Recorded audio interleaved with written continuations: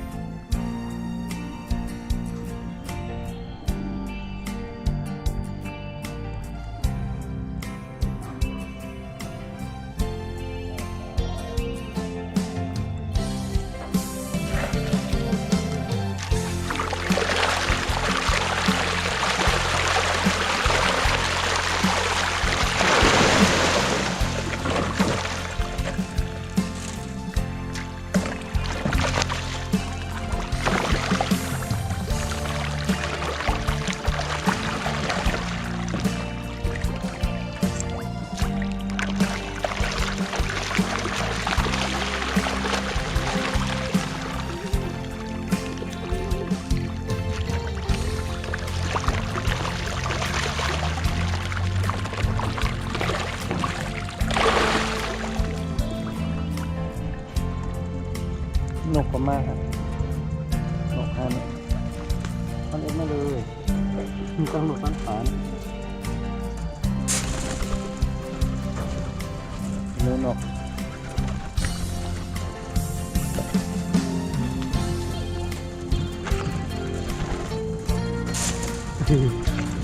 นกมาหนำนะบ้างนะเฮ้ยอยู่ด้านมือแหวนลงมา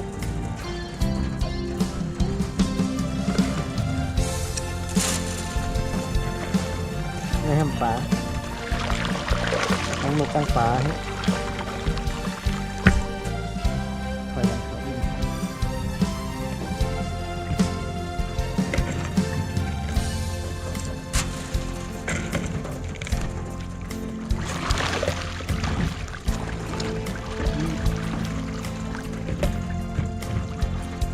นกปลาเนี่ยมันนำหนา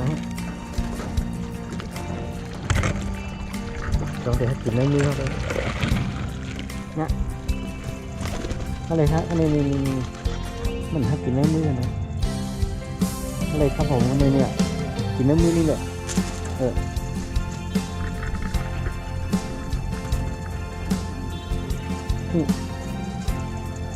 กินในเนี่ย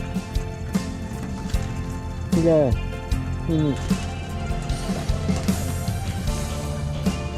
โกน่ะแน่นี่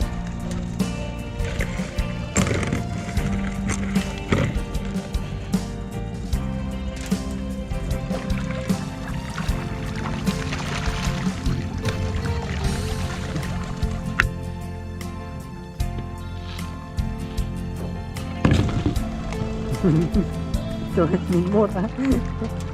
มีต้องได้